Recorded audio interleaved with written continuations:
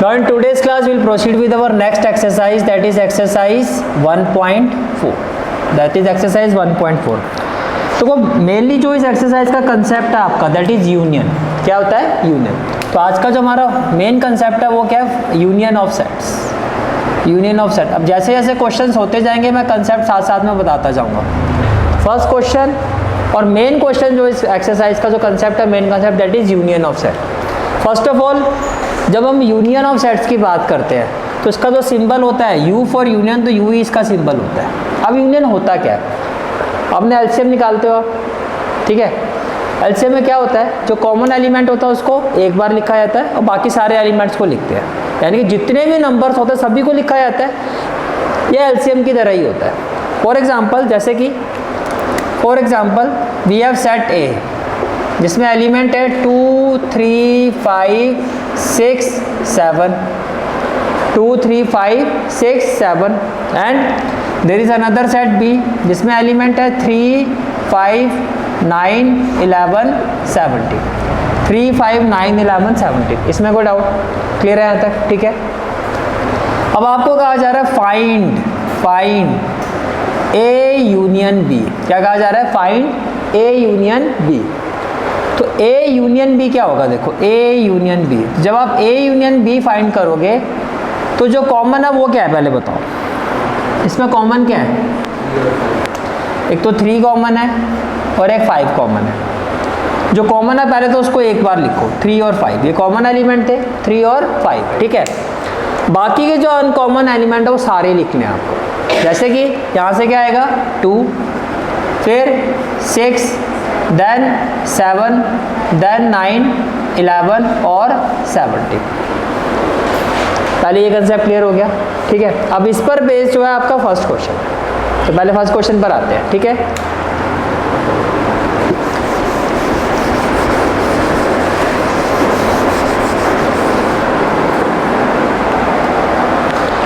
Now first question of exercise 1.4 is find the union of each of the following pair of set. First part देखो, आपको set x given है. Value of set x is 1 3 5 1 3 5. Is it clear? ठीक है. And value of set y is 1 2 3. Value of set y is 1 2 3. इसमें कोई doubt? Clear है यहाँ तक? ठीक है. ओके. हमें क्या फाइंड करना है? Union. Can I say that आपको फाइंड करना है x union y. Can I say that आपको क्या फाइंड करना है? x union y. तो क्या होगा जी? कॉमन क्या है? 1 और 3. तो 1 और 3 ये क्लियर हो गया. अनकॉमन यहाँ से क्या बच गया? 5. यहाँ से क्या बच गया? 2. ये क्लियर हो गया. अब इस सभी क्वेश्चन में ये करना है. अब आप मुझे बताओ कौन सा पार्ट मैं आपको करवाऊँ. आप देखते जाओ, वो मैं करवाता जाऊँगा. बाकी जो है होमवर्क में रहेंगे. समझ में आ रही है बात? ठीक है. अब आप मुझे बताते जाओ, वो पार्ट मैं करता जाऊँगा. सेकंड करना है, हो जाएगा सेकंड. थर्ड मैं करा देता हूँ. स्टेटमेंट वाला है आपका, सेट बिल्डर फॉर्म में है, ठीक है. थर्ड देखो क्या आपका, आपको क्वेश्चन में कहा जा रहा है set A is equal to, second वाला होमवर्क में लिख लेना, x such that x is a natural number and multiple of 3. थोड़ा सा मुझे बताओगे नेचुरल नंबर और मल्टीपल ऑफ 3, तो ए सेट में कौन कौन से एलिमेंट आएंगे रोस्टर फॉर्म में? x such that x is a natural number and multiple of 3. तो सबसे पहला कौन सा नंबर आएगा भाई? 3 का टेबल बोलना शुरू कर दो. तो 3, फिर 6, फिर 9 12 15 18 so on. am I right? फिर आपको बी में क्या कहा जा रहा है? x such that x is a natural number less than 5 less than 6. तो क्या आएगा? 1 2 3 4 5. ये तो हो गया रोस्टर फॉर्म. ये क्या हो गया आपका? Roster form. और आपको गिवन है सेट बिल्डर फॉर्म. आपको गिवन क्या है? Set builder form. तो देखो अगर मैं इसको अगर मैं यहाँ से A union B roster form में लिखता हूँ, ए यूनियन बी मैं रोस्टर फॉर्म में लिखता हूँ, तो क्या लिखूँगा मैं? एक तो आप लिखोगे 1 2 4 5 1 2 4 5 1 2 4 5. और इसके साथ क्या लिखोगे? 3 6, 9, 12, 15, ये कुछ ऐसा नहीं लिखा जाएगा। अच्छा, ये तो मैंने आपको बताया रोस्टर फॉर्म में। अब क्वेश्चन किस फॉर्म में था? सेट बिल्डर फॉर्म में। अगर सेट बिल्डर फॉर्म में मैं ए यूनियन बी लिखता हूँ, सेट बिल्डर फॉर्म में ए यूनियन बी, तो क्या लिखोगे? x such that x such that x, क्या है x आपका? Is a natural number, is a natural number. एक तो x जो है वो नेचुरल नंबर है, एक तो x क्या है? Natural number. कौन सा natural number? Less than 5, less than 6। x such that x is a natural number less than 6। अब यहाँ पर जो एलिमेंट x है वो नेचुरल नंबर है लेस देन 6 इसके हिसाब से, ठीक है ना। और x is a natural number, x is a natural number multiple of, कौन सा नेचुरल नंबर? मल्टीपल ऑफ 3, जो आपका फर्स्ट वाला पार्ट है, natural number and multiple of 3, and multiple of 3। क्या मैं ये कह सकता हूँ? इससे ज़्यादा क्लैरिफिकेशन हो रहा है? तो इसका मतलब ये हुआ, जब हम सेट बिल्डर फॉर्म में दो सेट का यूनियन रखते हैं, जब हम सेट बिल्डर फॉर्म में दो सेट का यूनियन रखते हैं तो हम उसको कैसे शो करते हैं कि x सच दैट x, कि एक तो ये एलिमेंट x किसको बिलोंग कर रहा है? सेट ए को, और जो एलिमेंट x है वो सेट b को भी बिलोंग कर रहा है। क्या ये बात एग्री करते हो? यही तो यहाँ पे लिखा है। एक सेट क्या है? Natural number less than 6, x such that x is a natural number less than 6, और x is a natural number and multiple of 3। तो दोनों चीज़ों के लिखे, यानी कि एक सेट में जो गिवन है वो भी लिखा है, क्योंकि यूनियन का मतलब क्या है? दोनों सेट, यानी कि वो सारे नेचुरल नंबर भी जो 6 से छोटे हैं, एंड वो सारे नेचुरल नंबर भी जो मल्टीपल ऑफ क्या है? 3 है। बात समझ में आ गया? तो x such that x is a natural number less than 6, ठीक है। आप इसको ऐसे भी ले सकते हो, x such that x is a natural number less than 6 and not multiple of, and non multiple of 3, non multiple of 3, क्योंकि दो बार तो एक चीज़ आएगी नहीं। तो यहाँ पर तो 6 से छोटे वो जो 3 के मल्टीपल नहीं है, और इसके अलावा कौन से एलिमेंट आएंगे? वो नेचुरल नंबर जो 3 के मल्टीपल है।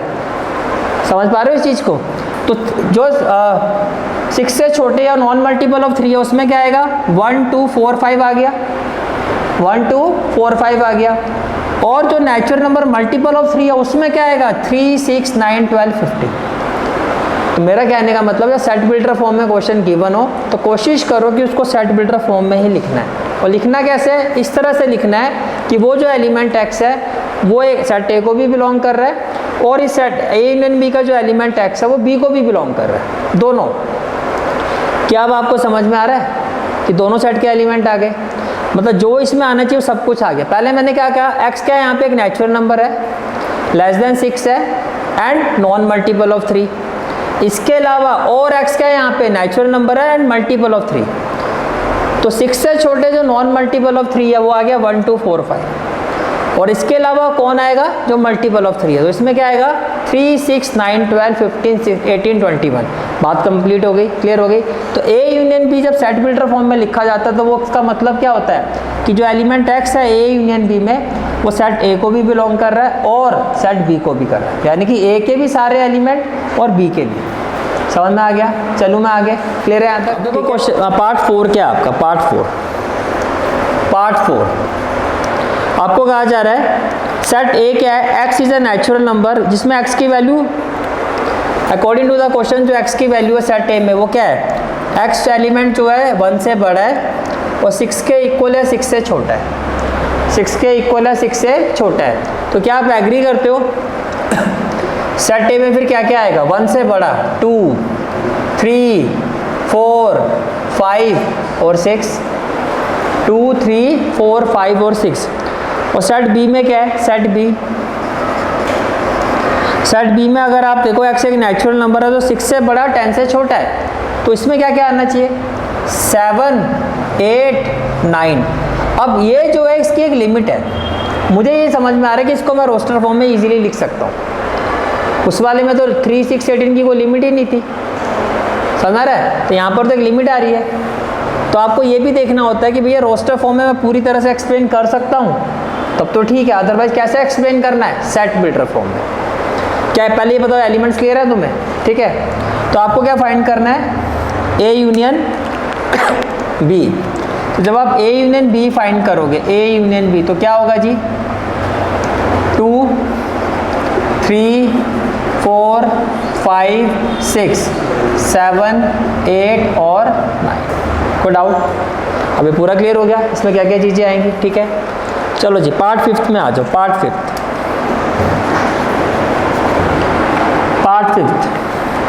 आपको कहा जा रहा है सेट ए 1 2 3, सेट बी। अब यहाँ से कंसेप्ट आ रहा है, जो कंसेप्ट है उसको मैं अलग से हाईलाइट करता जाऊँगा। जब आप वाइल मेकिंग नोट्स प्रैक्टिस करोगे, जब नोट्स करोगे, अपना होमवर्क टास्क करोगे, तो कंसेप्ट को अलग से सारी चीज़ों को हाईलाइट करना है आपको। अब एक कंसेप्ट और ये आता है कि जब हम किसी सेट को यूनियन निकालते हैं, किसके साथ, फाई के साथ, किसी सेट का जब यूनियन फाई के साथ निकाला जाता है, it will be equal to the set itself. Union, अगर मैं यूनियन निकालूंगा, फाई का मतलब तो 0, फाई का मतलब तो खाली। तो अगर मैं यहाँ पर ए यूनियन बी निकालता हूँ, अगर मैं यहाँ पर ए यूनियन बी निकालता हूँ, तो आपके हिसाब से इसमें क्या आना चाहिए, 1 2 3। फाई को क्या कभी लिखा जाता है? नहीं, ये अपना फाई इसमें इंक्लूडेड है। आप यहाँ से 1 निकाल दो, 2 निकाल दो, 3 निकाल दो, बाकी रह गया फाई। फाई तो इसमें ऑलरेडी उसको लिख के नहीं दिखाया जाता। तो ये ए यूनियन बी है। तो ये आपका जो मैं हाईलाइट कर रहा हूँ, ये आपका कंसेप्ट है कि ए यूनियन फाई, किसी भी सेट का फाई के साथ यूनियन निकालोगे तो उसकी वैल्यू वो सेट ही होगा, इसकी वैल्यू वो सेट ही होगा। अब बताओ, फर्स्ट क्वेश्चन क्लियर हो गया? कोई डाउट पूछना है? चलें आगे। क्वेश्चन इज क्वेश्चन नंबर 2, जिसमें आपको सेट ए गिवन है। The value of set A is AB. Value of set A is AB. Okay.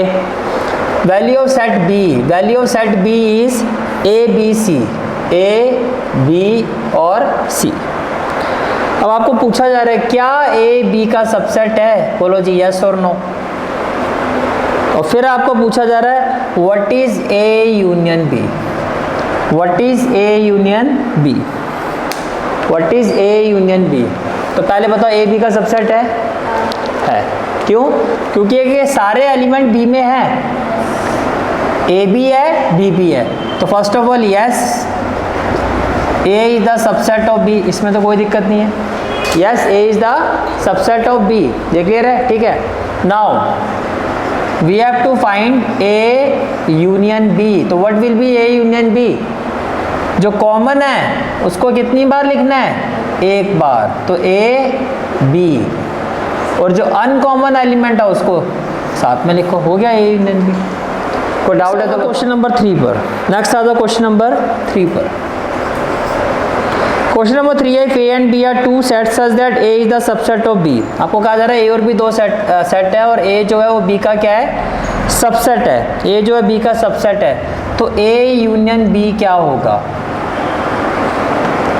A union B क्या होगा? एक एग्जांपल लेते हैं, फिर इस पर आते हैं।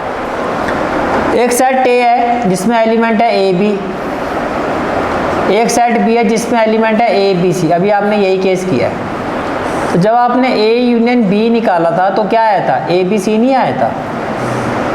तो ये किसके इक्वल है? सेट बी, है ना? तो जब एक सेट दूसरे सेट का सबसेट होता है, तो ए यूनियन बी जो होता है, जो बड़े वाला सेट होता है, यानी कि वो जिसका सबसेट है, वो उसी के इक्वल होता है। कोई डाउट है तो बताओ। इफ, कैसे लिखोगे? If A is the subset of B then, फिर ये लिखोगे then A union B is equal to B. अगर ए बी का सबसेट है तो ए यूनियन बी किसके इक्वल होगा? बी के इक्वल होगा। Then A union B is equal to B. Clear हो गया यहाँ तक? ठीक है। Now next question is question number 4. Next question is question number 4.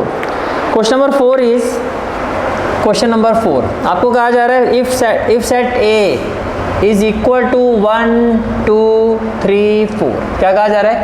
If set A is equal to 1 2 3 4. यहाँ देखो, और set B क्या है? Set B is 3 4 5 6 3 4 5 6 put out, ठीक है। सेट सी क्या है आपका 5 6 7 8, सेट सी क्या है आपका 5 6 7 8। और सेट डी क्या है आपका, सेट डी इज 7 8 9 और 10, 7 8 9 और 10, ठीक है। इसमें फर्स्ट सेकंड थर्ड फोर्थ, इसमें से बताओ जी सारे एक जैसे, कौन सा पार्ट कर रहा हूँ, first second third fourth, first to fourth में से बताओ कौन सा करवाऊँ। सारे एक जैसे हैं, चार चार एलिमेंट सब में है। तो मैं एक काम करता हूँ, एक मैं आपको करवा देता हूँ पार्ट 2 जो है आपका ए यूनियन सी, एक मैं करवा रहा हूँ आपको पार्ट 4 बी यूनियन डी।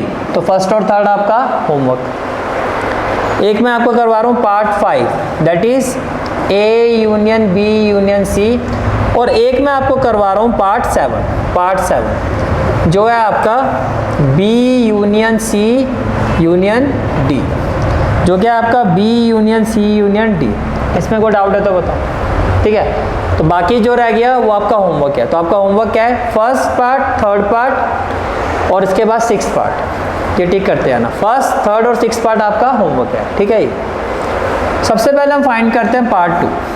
क्या फाइंड करना है आपको, A union C, what we have to find A union C, ठीक है जी। बताओ क्या होगा, ए यूनियन सी क्या होना चाहिए, ए और सी में कॉमन है कुछ भी नहीं है, सारे के सारे आएंगे। तो पहले इसके सारे एलिमेंट लिखो 1 2 3 4, सी के सारे एलिमेंट लिखते हैं 5 6 7 और 8। कोई डाउट है तो बताओ, क्लियर हो गया यहाँ तक, ठीक है। इसके बाद आ जाओ जी पार्ट 4 क्या है, बी यूनियन डी। बी क्या है आपका 3 4 5 6 और डी क्या है 7 8 9 10। तो लिखो 3 4 5 6 बी यूनियन डी। तो डी में क्या आएगा 7 8 9 और 10, ये भी क्लियर। नेक्स्ट आता है पार्ट फिफ्थ में क्या है, A union B union C, A union B union C, तीनों पहले देखो कुछ कॉमन है। बेसिकली कहने का मतलब है जो इन तीनों में एलिमेंट है वो सारे आने चाहिए। अब देखो कैसे करना, पहले आपने लिखा 1 लिखा, पहले इसके सारे लिख लेते हैं 2 3 4। क्या मैं 3 लिख चुका हूँ, है ना। 4 भी मैं लिख चुका हूँ, जो आप लिख चुके हो वो नहीं आएगा।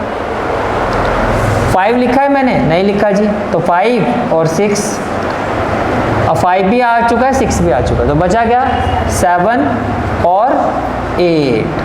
कोई डाउट है तो बताओ, क्लियर हो गया, ठीक है। पार्ट 7 क्या है, B union C union D, B union C union D, यही है पार्ट 7, ठीक है। अब देखो जी दोबारा चेक करते हैं, पहले बी के सारे एलिमेंट लिखो 3 4 5 और 6, 3 4 5 और 6। क्या मैं 5 लिख चुका हूँ, यस। 6 भी मैं लिख चुका हूँ, तो ये तो आएगा नहीं, रिपीट नहीं होना चाहिए यूनियन में, पर एलिमेंट सारे आने चाहिए। 7 आएगा, यस, और 8 भी आएगा। तो ये आपका इस क्वेश्चन का आंसर। अच्छा डी भी है, मैं बी और जी में रह गया, तो 7 और 8 आ गया, ठीक है। अब क्या रह गया 9 और 10, 9 और 10, 9। चलो जगे हुए सोए हुए नहीं, हो गया क्लियर, ठीक है। Proceeding with the question number 5। Question number 5 start करने से पहले आपका जो कंसेप्ट आता है नेक्स्ट कंसेप्ट, तो मैं इसको हाईलाइट भी कर देता हूँ। नेक्स्ट कंसेप्ट है आपका इंटरसेक्शन ऑफ सेट। क्या वर्ड यूज किया मैंने, intersection of sets. Intersection of set क्या होता है, देखो इंटरसेक्शन ऑफ सेट, पहले इसका सिंबल बता देता हूँ। यूनियन का क्या था, यू, यूनियन का अपोजिट कर दो, this is the symbol of intersection, this is the symbol of intersection. तो जब हम इंटरसेक्शन फाइंड करते हैं तो ये साइन लगाते हैं। अब एक एग्जांपल देता हूँ आपको। फॉर एग्जांपल से आपके पास सेट ए है जिसमें एलिमेंट है 1 2 3 और 5। आपके पास सेट ए है जिसमें एलिमेंट क्या है 1 2 3 और 5। Then you have set B जिसमें एलिमेंट क्या है 3 5 और 7, 3 5 और 7। इंटरसेक्शन का मतलब होता है कॉमन। मैंने क्या कहा, what is the meaning of intersection? Common. Intersection यानी कि जब आप दो सेट का या तीन सेट का इंटरसेक्शन निकालते हो, अगर दो का निकाल रहे हो तो दोनों में कॉमन एलिमेंट क्या है? तीन का निकाल रहे हो तो जो तीनों में कॉमन होगा वो इंटरसेक्शन होगा। तीन में ऐसा नहीं कि दो में कॉमन है एक में नहीं है, अगर तीनों में कॉमन है तब तो ठीक है, नहीं है तो फिर जीरो। जीरो का मतलब सेट में 5, जीरो का मतलब सेट में 5। ये बात समझ में आ रही है? क्लियर है यहाँ तक? ठीक है। तो देखो जी, मैंने आपको कहा इंटरसेक्शन ऑफ सेट, तो आपको फाइंड करना है ए इंटरसेक्शन बी। क्या फाइंड करना है? A intersection B. तो क्या होगा ए इंटरसेक्शन बी? कॉमन क्या है? कॉमन क्या है इसमें? 3 और 5। तो क्या आप एग्री करते हो ये इसका इंटरसेक्शन हो गया? And this is the next concept. तो ये आपका नेक्स्ट कंसेप्ट है। अगेन मैं इसको एक क्लाउड में डाल देता हूँ, एक ब्रैकेट में। This is the next concept. ऐसे लिखोगे इंटरसेक्शन ऑफ सेट मतलब कॉमन, ये इसका सिंबल होता है। This is the symbol, this is the symbol. यानी कि जैसे आपने ये साइन देखा, आपको कहा जा रहा है फाइंड दिस, तो इसको देख के समझ में आना चाहिए क्या फाइंड करना है? इंटरसेक्शन। और इंटरसेक्शन देख के क्या माइंड में आना चाहिए? कॉमन। समझ में आ गया? ठीक है। अब आपका देखो क्वेश्चन नंबर 5 क्या है? Question number 5, find the intersection of each pair of sets of question number 1। तो क्वेश्चन नंबर 1 जैसे कि आपका फर्स्ट पार्ट है x इंटरसेक्शन y, तो चलो जी बता दो क्या होगा? फर्स्ट पार्ट में x इंटरसेक्शन y क्या होगा? 1 3। Very good. क्या होगा? 1 और 3। पार्ट 2 में बता दो x इंटरसेक्शन y क्या होगा? a और सिर्फ a, सिर्फ a। दीदी लगता बाबू को कि शायद b में चली गई, मुझे ऐसा सुनाई दिया। अच्छा, a इंटरसेक्शन b, तो क्या होगा जी? a इंटरसेक्शन b होगा आपका a। क्या होगा? a। क्लियर हो गया? ठीक है। अब थर्ड पार्ट आपका सेट बिल्डर फॉर्म में है। तो सेट बिल्डर फॉर्म में फिर से देखो, ध्यान से सुनना, दोबारा रिपीट कर रहा हूं। जब यूनियन लिखते हो सेट बिल्डर फॉर्म में, जब हम यूनियन लिखते हैं जैसे कि A union B, A union B, तो सेट बिल्डर फॉर्म में क्या बताया मैंने कैसे लिखा जाता है? X such that x belongs to A, और कि इस यूनियन में जो एक्स एलिमेंट है वो ए को भी बिलोंग कर रहा है और बी को भी कर रहा है। इसमें और, अगर और वर्ड आ गया तो समझ लो बात किसकी हो रही है? यूनियन की हो रही है। क्या इतनी बात समझ में आ गई? अगर और वर्ड आ गया तो बात किसकी हो रही है? यूनियन की हो रही है। ये बात क्लियर हो गई? ठीक है। अच्छा जी आगे चलो। अब अगर मैं कहता हूँ ए इंटरसेक्शन बी, अब ध्यान से देखना, इसका मतलब ये होता है सेट बिल्डर फॉर्म में कि x such that x belongs to A and x belongs to B. अब इसको पढ़ के बताओगे क्या मतलब हुआ इसका? क्या हुआ? क्या आप क्या कह रहे हो कि इसमें जो एलिमेंट x है वो a और b, और एंड का मतलब a को भी बिलोंग कर रहा है और b को भी कर रहा है। और का मतलब होता है या, कि जो एलिमेंट x है वो a को बिलोंग कर रहा है या b को बिलोंग कर रहा है। आपको डाउट है तो बताओ। क्लियर है यहाँ तक? ठीक है, ओके जी। तो पार्ट थर्ड देखो क्या है आपका।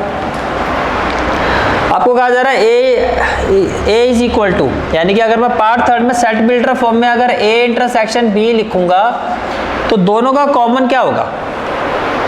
Natural number less than 6। एक तो ये कहा जा रहा है आपको, और कहा जा रहा है and multiple of 3, and multiple of 3। तो कैसे लिखोगे? दोनों का कॉमन क्या होगा? वो नेचुरल नंबर जो 6 से छोटे हैं और मल्टीपल ऑफ 3 है। क्या मैं बोल सकता हूँ ये बात दोनों को सेटिस्फाई कर रही है?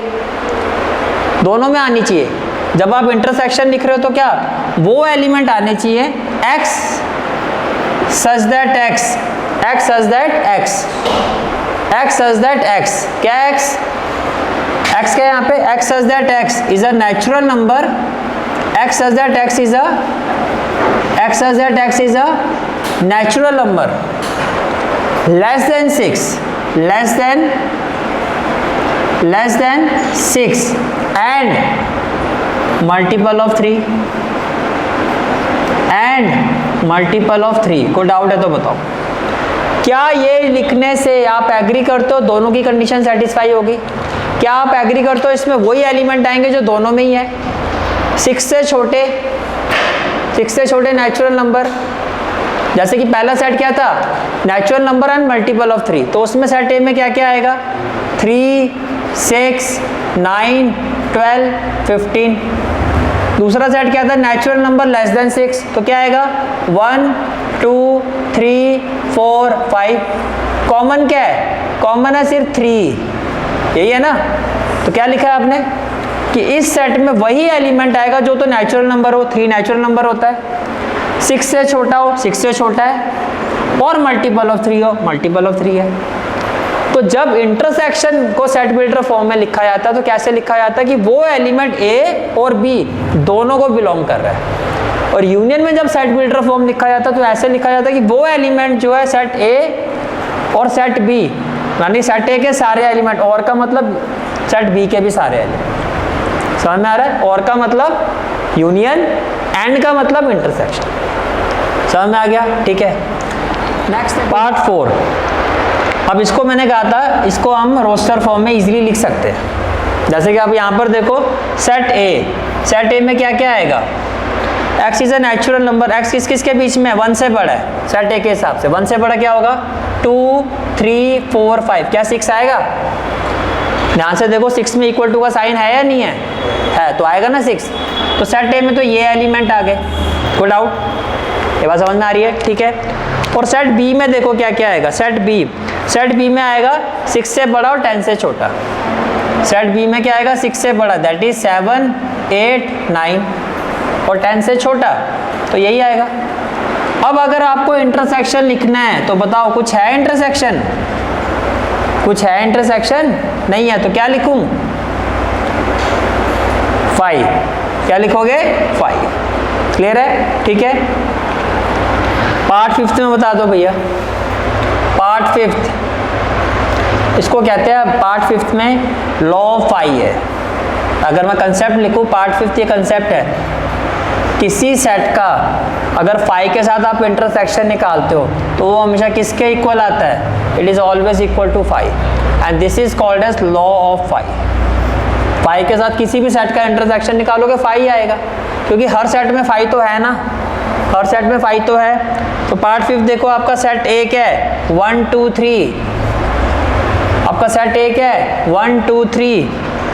सेट बी क्या है आपका, 5। सेट बी क्या है आपका, 5। तो आपको क्या फाइंड करना है, ए इंटरसेक्शन 5, तो ये किसके इक्वल आएगा, 5 के।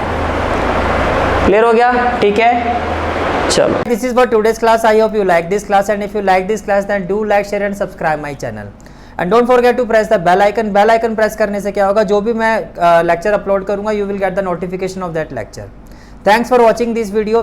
जहाँ तक आपके मैथ्स कोर्स की बात है, कंप्लीट मैथमेटिक्स कोर्स की जो प्लेलिस्ट का लिंक है वो आपको डिस्क्रिप्शन सेक्शन में मिल जाएगा।